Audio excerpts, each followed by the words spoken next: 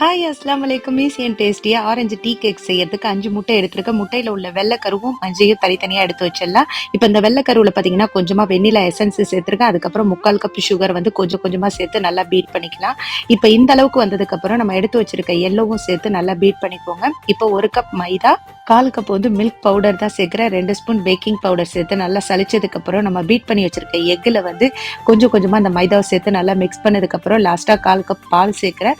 பால் சேர்த்துட்டு நல்லா மிக்ஸ் பண்ணதுக்கு அப்புறம் ஒரு ஆரஞ்சு எடுத்து அதோட தோலை மட்டும் லைட்டா சீவி போட்டுக்கோங்க. இந்த ஆரஞ்சுல பாதி மட்டும் கட் பண்ணி அதோட ஜூஸை சேர்க்கிறேன். சேர்த்து நல்லா மிக்ஸ் பண்ணதுக்கு அப்புறம் கொஞ்சமா ஃபுட் கலர் சேர்க்கிறேன். சேர்த்துட்டு ஒரு 50 கிராம் பட்டர்ல பாத்தீங்கன்னாக்கா இந்த கேக் பேட்டரை வந்து ஒரு 2 ஸ்பூன் சேர்த்துட்டு நல்லா மிக்ஸ் பண்ணி இந்த கேக் பேட்டர்லயே நல்லா ஊத்திடுங்க. ஊத்திட்டு நல்லா மிக்ஸ் பண்ணதுக்கு அப்புறம் எந்த ட்ரேல வந்து நம்ம கேக் செய்ய போறோமோ அதுல வந்து பட்டர் தடவி பட்டர் பேப்பர் தான் போட்டிருக்கேன். ஸோ அதுல நம்ம வந்து கேக் பேட்டரை ஊத்தி மேலாக வந்து நம்ம வந்து பாதாம் தூவிட்டு இதை 180 டிகிரியில ஒரு